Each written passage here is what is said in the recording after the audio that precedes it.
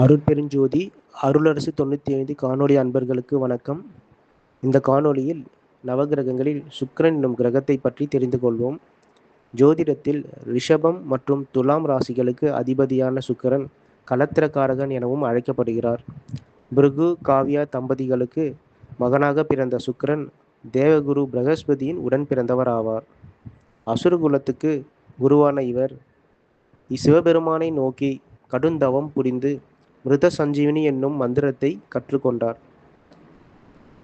தேவர்களுக்கும் அசுரர்களுக்கும் நடந்த போரில் இறந்த அசுரர்களை இந்த மிருத சஞ்சீவினி என்னும் வித்தையின் மூலம் மீண்டும் உயிர் பிழைக்கச் செய்தார். சுக்கிரன் சுபகிரகம் ஆகும். மீனராசியில் உச்சம் அடையும் சுக்கிரன் கன்னிராசியில் நீச்சம் அடைகிறார். ஒருவர் ஜாதகத்தில் சுக்கிரன் வலுவான நிலையில் இருந்தால் அவர்களுக்கு சுகபோக வாழ்க்கை, கலை, செல்வம், அழகு, காதல் ஆகியவைகள் அமையும்.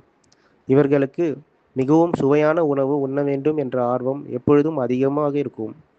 ஒருவர் ஜாதகத்தில் நல்ல நிலையில் இருக்கும் சுக்கிரன் அந்த ஜாதகருக்கு மாளவிய யோகம் என்னும் ராஜயோகத்தை ஏற்படுத்தி கொடுத்து அவர்கள் வாழ்க்கையில் சுகபோகங்களையும் செல்வங்களையும் வாரி வழங்குவார்.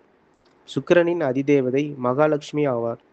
சுக்கிரன் வலுவிழந்த ஜாதகர்கள் வீடு, வண்டி, வாகனங்கள், ஆடம்பர பொருட்கள் பயன்படுத்துவதில் சில பிரச்சனைகள் இருந்து கொண்டே இருக்கும். அவ்வாறு அமைய பெற்ற ஜாதகர்கள் தன்னுடைய தேவைகளை தக்க சமயத்தில் அமையாததைக் கண்டு ஏங்குவதை விட அதற்கு மாறாக குறிப்பிட்ட சில விஷயங்களை தெளிவாக செய்து கடைபிடித்து வந்தால் சுக்கிரனின் அசுப பலன் குறையும்.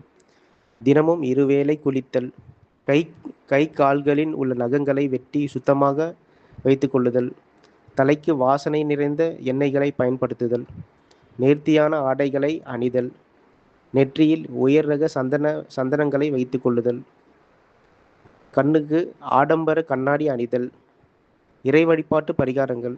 சுக்கிரன் ஆதிக்கம் மிகுந்த கோயில்களான கஞ்சனூர், ஸ்ரீரங்கம், மாங்காடு வெள்ளீஸ்வரர், சென்னை திருமயிலையில் உள்ள வெள்ளீஸ்வரர் போன்ற கோயில்களுக்கு அடிக்கடி சென்று வந்தால் அவர்களுக்கு நல்ல பலன்கள் ஏற்படும். நன்றி.